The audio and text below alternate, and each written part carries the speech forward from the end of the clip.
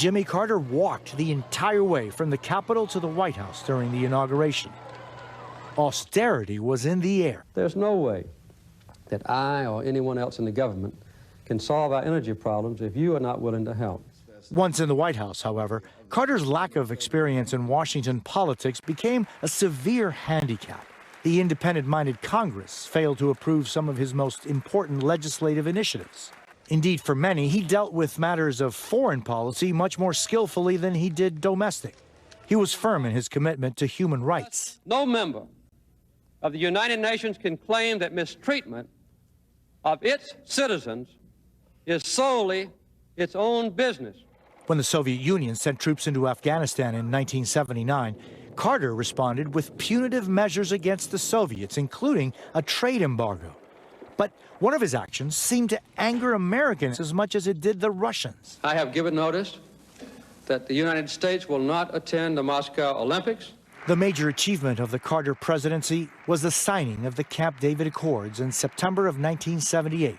Carter brought Israeli Prime Minister Menachem Begin and Egyptian President Anwar el-Sadat together for 11 days. The Camp David Accord served as the basis for a treaty signed by Begin and Sadat 6 months later in Washington. Jimmy Carter faced his toughest test of all when Americans were taken hostage in Iran in November of 1979. This time, neither his resolve nor the power of the American government was effective enough in gaining freedom for these hostages. Carter's boldest effort met with tragedy in the Iranian desert. Late yesterday, I canceled a carefully planned operation which was underway in Iran for a later withdrawal of American hostages. By making the release of the hostages the overriding goal of his final year, Carter jeopardized his prospects for re-election. Things were hardly better at home as the economy continued to deteriorate. The erosion of our confidence in the future. Carter's popularity plummeted. He blamed the country's problems on a crisis of confidence. His weakness brought a challenge from Senator Ted Kennedy for the Democratic nomination in 1980. Carter survived the battle, but he went into the fall campaign greatly weakened.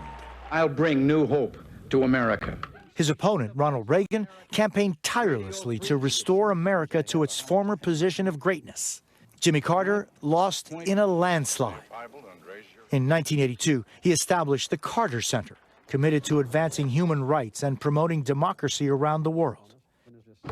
He built houses for the poor and worked for peace in Haiti and North Korea and Bosnia. The bond of our common humanity is stronger than the divisiveness of our fears and prejudices. And in 2002, at age 78, Carter became only the third U.S. president to be awarded the Nobel Peace Prize. In August of 2015, Carter announced a troubling health diagnosis. Liver surgery, where they removed a tenth of his liver, revealed melanoma that had spread to his brain.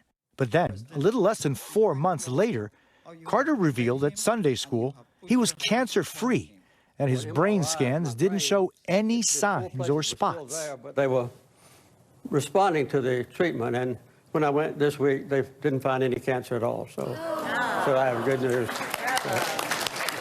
Over the years, despite various health challenges as he aged, Jimmy Carter continued to build houses, to play a role in national politics, and to celebrate new milestones. Salute. In 2021, Jimmy and Rosalind marked their 75th wedding anniversary. 75 years, I can't predict.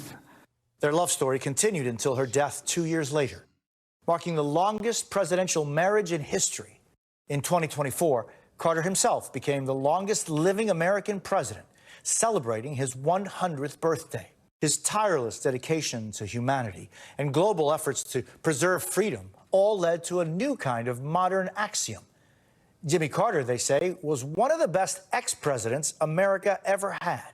Jose Diaz-Balart, NBC News. Joining me now is Congresswoman Barbara Lee, Democrat of California. Congresswoman Lee, when I think of Jimmy Carter as president and as former president, some say he was the greatest former president we ever had, but he was a visionary and human rights advocate as president. I was in my just barely 20s when he went in, but I remember so well a lot of the civil rights leaders at that time would talk about how he, as governor of Georgia, would take on racism and bigotry and took that into the White House. Give me your reflections of Jimmy Carter, both president and former president, and what his legacy means tonight as we see he has passed at 100 years old. Reverend Al, thank you so much for giving me a chance to be with you. First, my thoughts and prayers and condolences go out to the Carter family and to the entire community of Plains, Georgia. A couple of things I'd like to reflect on. First of all, President Carter was the president during the time when I worked for the great late Congressman Ron Dellums. The very first time I went to the White House was when President Carter invited us as staffers to the White House for a gospel concert, and that was my very first time. I worked in his campaign in '76 and in '80, and I always looked to Jimmy Carter in terms of his clarity as it relates to peace and to justice. And quite frankly, I've done so much as a member of Congress on Middle East peace. It was Jimmy Carter that inspired me through the Camp David Accords and through his negotiations that really put me on a track to work with Ron Dellums and to look at the Middle East and peace between the Palestinians and Israelis as a possibility. Also, Reverend Al, as a member of Congress, I have visited Marantha Baptist Church in Plains, Georgia, many times. I actually attended his Sunday school and took members of Congress to Jimmy Carter's Sunday school. And in fact, he was a great Sunday school teacher. He used his religion for living the scriptures. He made religion real in many respects. And I still have the notes that I took from his Sunday school classes, which I attended. And that to me was such a moment recently, quite frankly, in the last 10 years, several times to be there in Marantha Baptist Church with President Carter and Mrs. Rosalind Carter. And he taught Sunday school almost to the end, to where he couldn't teach anymore. I was reading someone saying in the last hour, he did not use religion as a costume. He was a deeply religious man. In the few times that I got to speak with him, he talked more to me about my ministry and talked more to me about faith than he did about politics. President-elect Donald Trump has just issued a statement of condolence to the Carter family, writing on Truth Social, quote, I just heard of the news about the passing of President Jimmy Carter. Those of us who have been fortunate to have served as president understand this is a very exclusive club and only can relate to the enormous responsibility of leading the greatest nation in history. The challenges Jimmy faced as president came at a pivotal time for our country, and he did everything in his power to improve the lives of all Americans. For that, we all owe him a debt of gratitude. Milana and I are thinking warmly of the Carter family and their loved ones during this difficult time. We urge everyone to keep them in their hearts and prayers. End of quote. Once again, we're following the breaking news this evening that President Jimmy Carter has died at 100 years old. We'll be right. Let me go back to you, Congresswoman.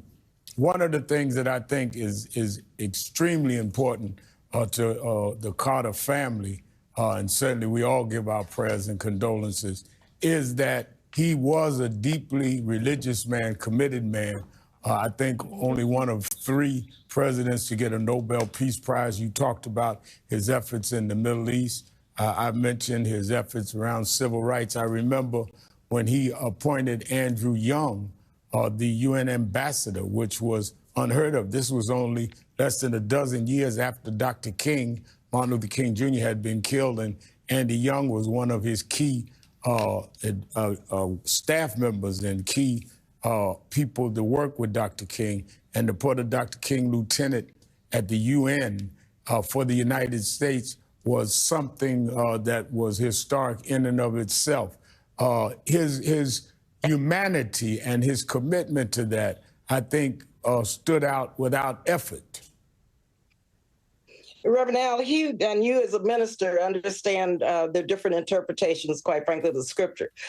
But the times I attended his Sunday school, I took notes, and also I was able to get audio of the Sunday school lessons, which I'll send to you, and I'll send you the notes, because there were people from all around the world who attended his church and his Sunday school to hear him teach. And what he taught was how to do unto others as you would have them do unto you, how to look for find peace and justice for everyone, minister to the poor. He talked about the unity of the human family.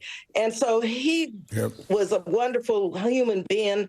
He was a wonderful leader. He was a wonderful religious leader, and he was a great president. And the world will miss him, but I hope that we will pick up the mantle and his baton and carry forth his beautiful and wonderful life of peace and justice, and bring people together united to save our planet and to save the world. And put our human rights front and center as we deal with our politics. Once again, that's right. We're following breaking news this evening. President Jimmy Carter has died at 100 years old. We'll be right back.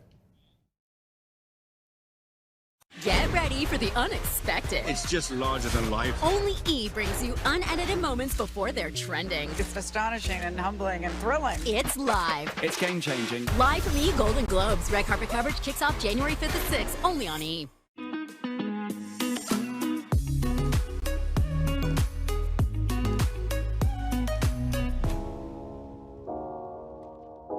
I think people still like experiences and being around other people. I think sports in general is the last destination programming on TV that people actually sit down and watch live. I may want to have, let's say, sports betting content built into my live broadcast.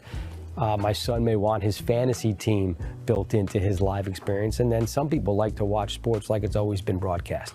So I think you're going to have choice. When women were allowed to start playing the sports and they were supporting women's sports in colleges and things of that nature, then the quality of the athletes were getting better and better. I mean, in my lifetime, I don't think I'd ever really see the day where March Madness, where the women out-delivered the men's tournament in ratings. Morning Joe, weekdays 6 to 10 on MSNBC.